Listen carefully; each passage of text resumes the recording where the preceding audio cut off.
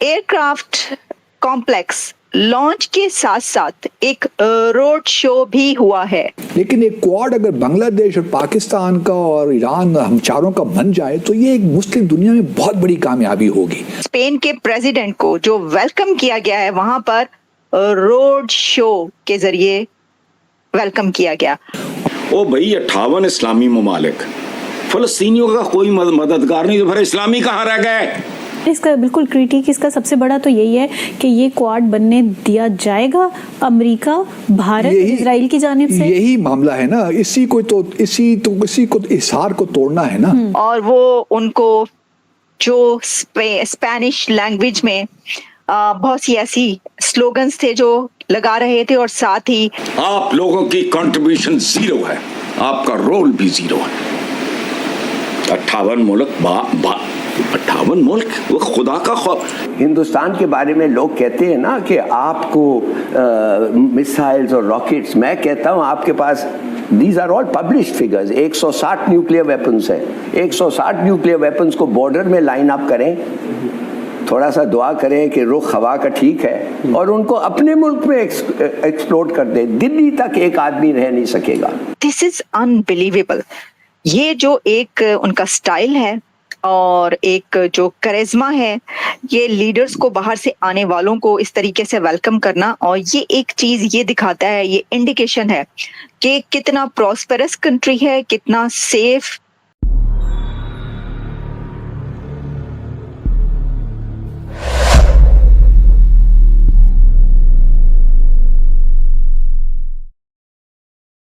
Unbelievable. ये जो एक उनका स्टाइल है और एक जो करिश्मा है, ये लीडर्स को बाहर से आने वालों को इस तरीके से वेलकम करना, और ये एक चीज ये दिखाता है, ये इंडिकेशन है कि कितना प्रॉस्पेरस कंट्री है, कितना सेफ, पीसफुल और एनवायरनमेंट है कि बड़े से बड़ा लीडर आकर वो सड़कों पर उसका रोड शो हो रहा होता है। हमने तो आज तक देखे ना रोड शो की, जब हम बात करते हैं तो हमें तो यही कि जी कोई सिंगर जो है, उस कोई बैंड है, उनका रोड शो हो रहा है, या फिर पॉलिटिकल पार्टीज का रोड शो हो रहा है। कभी आप सोच सकते हैं कि देखे ना, ऑब्वियसली इसके लिए एक एनवायरनमेंट की जरूरत होती है कि इंडिया के पड़ोस में अगर कोई लीडर वहां पर जाए, जैसे कि अभी ऐसी हुई, तो रोड शो के थ्रू जो है उनका इस्तकबाल किया जाए। ये पॉसिबिलिटी नहीं है, जैसा मैंने कहा, इसके लिए खास एनवायरनमेंट की जरूरत होती है। लेकिन चलिए, जब हम इससे आगे बढ़ते हैं तो ये जो प्लांट है, मिलिट्री प्राइवेट फर्स्ट प्लांट है ये, क्योंकि तो इसके ऊपर बहुत सी बातें की गई, बहुत सी डिटेल सामने आ रही हैं। The two leaders then launched the Tata Aircraft Complex, the manufacturing hub which will produce the Airbus C295 transport military aircraft in collaboration with Airbus Spain, to be deployed by the Indian Air Force. ये हम आपको कुछ pictures भी इसमें दिखा रहे हैं, और इससे आप जो है वो अंदाजा कर सकते हैं। अच्छा, इससे पहले हमने बात की थी सबमरीन्स की, लेकिन बात अब उससे आगे बढ़ चुकी है। सर, बात जो है ना वो उससे आगे निकल के यहाँ पर पहुंच चुकी है। और एयरबस से तो आप जानते हैं, वैसे ही इंडिया के जो है वो कुछ अरसा पहले सब खबरें जो चलती नहीं, कितने बड़े बड़े एग्रीमेंट्स और कॉन्ट्रैक्ट्स हुए। तो ये अब आप देख लें, कड़ी है उसकी। अच्छा, सांचीज जो है उन्होंने ये कहा कि प्रोजेक्ट जो है वो विक्ट्री है, Modi's vision to turn India into an industrial powerhouse and a magnet for investment and business to business collaboration. ये कहना था पेड्रो सांचेज का। This partnership between Airbus and Tata will contribute to the progress of the Indian aerospace industry and will open new doors for the arrival of the European countries, said Pedro Sanchez. The chairman of Tata, जो के Nataraj Tata, hailed it as a historic day for the country's defense sector and credited the late Ratan Tata, the industrialist and former chairman who died earlier this month. इस वक्त टाटा को बहुत याद किया गया, रतन टाटा जी को बहुत याद किया गया, और उनको कहा गया कि ये उन्हीं का है कारनामा, उन्हीं का काम है। कितनी बदकिस्मती से बात है कि पहले हमारे नौजवान और घोड़े जंगों की रौनक होते थे, आज घोड़े भी शादियों पे नाच रहे हैं और हमारे नौजवान भी शादियों पे नाच रहे हैं। देखें हम कैसे मजहब के तौर पे कैसे इकट्ठा करेंगे? अफगानिस्तान हमारे तराने के ऊपर नहीं खड़ा हुआ, नेशनल एंथम पे वो नहीं खड़ा हुआ, हमने एहतजाज करवा दिया। लेकिन अगर मैं एज ए मुस्लिम सोचते तो उन्होंने सही किया, क्योंकि म्यूजिक हराम है दीन में। हम एज ए मुस्लिम इकट्ठा कर सकते हैं ना, हम मुसलमान पे बात कर सकते हैं, हम उनको इस तरह नहीं इकट्ठा कर सकते। आप अफगानिस्तान वाले हो, हम पाकिस्तान वाले हो, वो ईरान वाले, हम इस तरह उनको इकट्ठा नहीं कर पाएंगे। हम उनको दीन के नाम पे इकट्ठा करेंगे। दीन में जो चीज़ें वो आप करें, फिर इकट्ठे भी हो जाए। आपने उनको स्ट्राइक दी, आपने उनके वजीर की तलबी की, आपने दफ्तर खारजा, अब कैसे आप इकट्ठा करना चाहेंगे? मतलब क्या चीज़ आप सोचना चाहेंगे? किस तरह हम दीन के नाम पे हम दीन के नाम पे इकट्ठा हो सकते हैं?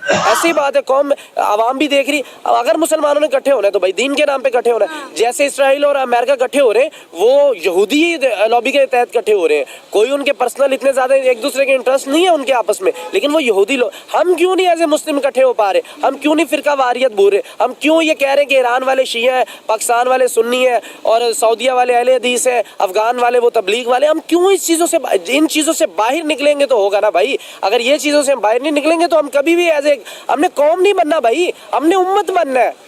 हम कौम ही नहीं बन पा रहे तो उम्मत कहाँ से हम बन जाएंगे भाई? हमें पाकिस्तान में पहले कौम बनना है, ईरान वालों को पहले कौम बनना है, अफगानिस्तान वालों को पहले कौम बनना है, मलेशिया को पहले कौम बनना है, टर्की को पहले कौम बनना है। टर्की तो मेरा ख्याल है 90% वैसे ही वो एज ए कौम है, वो तो है ही, उनकी नेशन बहुत तगड़ी है भाई। उसका आपने रिजल्ट आज से 4 साल पहले देख चुके हैं आप, वो बड़े बड़े इदारों से टकरा गए थे। इसी तरह हमें कौम नहीं बनना, दिमाग से निकाल दें ये बात। हमें उम्मत बनना है, हमें ये बॉर्डरों की सरहदों को भूल के हमें एज ए उम्मत बनना, मुसलमान बनना पड़ेगा, फिर हम मुकाबला कर सकते हैं। वो भी आपके साथ जो कुफार है, वो कुफार बन के ही आपके साथ मुकाबला कर रहे हैं। आप देख ले, अमेरिका में एक थोड़ा सा अटैक हुआ था तो किस तरह पूरी दुनिया ने मजम्मत शुरू, और जो बाइडेन को नहीं पता चल रहा फलस्तीन में क्या कुछ हो रहा है। उसको इसराइल के 7 फौजी मरते हुए पता चल गया, उनको जन्नत वासिल कर दिया गया, उनको पता चल गया, लेकिन उनको फलस्तीन के बच्चों का नहीं पता चल रहा, जिनकी लाशें बिल्डिंगों के नीचे है, जो हामला खातून नीचे दब गई है, जिनके पेट काटे गए, जिनके नौजवानों के मुंह के ऊपर गोलियां मारी गई। उन्होंने यही तो चेक किया है कि मुसलमानों की तड़प कहां तक जा रही है। कश्मीर पे उन्होंने जुल्म करके देख लिया, उनका कोई मुसलमान नहीं उठने वाला। ये जानबूझ के वो टच करते हैं, कभी सूडान इस पे टच करता है, कभी नॉर्वे को हमें मुसलमानों को हिट करता है, कभी हम पे कनाडा हिट करता है, कभी इसराइल हम पे हिट करता है। ये चेक करते हैं कि मुसलमानों में कोई जज्बा है कि नहीं है। लेकिन मुझे अफसोस के साथ कहना पड़ रहा है कि मुसलमानों के अंदर तो बहुत जज्बा है, लेकिन जो हमारे लीडर हैं, उम्मत मुसलमान के जो लीडर बने बैठे हैं, इनके अंदर -0% भी नहीं है। क्योंकि एज ए हम मुस्लिम, क्या पहले किसी भी मुसलमान की कंट्री में देखें, वो इस्लाम के साथ मोहब्बत कर रहा है, लेकिन हमें दे क्या रहे हैं? हमें उनकी लाशें, हमें जवाब आज ही हमें नहीं देना पड़ेगा।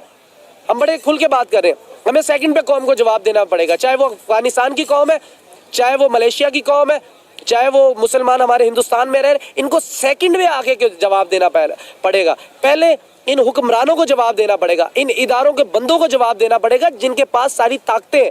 हम इनके इशारे पे चल रहे हैं। ये हमें कहेंगे आज पाकिस्तान में ऐलान करें, खुदा की कसम खा के कहता हूं, आज ऐलान कर दें और सुबह का सूरज हमें सारे को चमन बॉर्डर पे चढ़ेगा। करके देखें, हम तो तैयार है भाई। हमारे हम कलमा पढ़ने वाले, आप बुलाएं ला इलाहा इल्लल्लाह पे हमें, हम ना आए तो फिर अगर हम आज से पाकिस्तानी आप बुलाएंगे, हम नहीं आएंगे।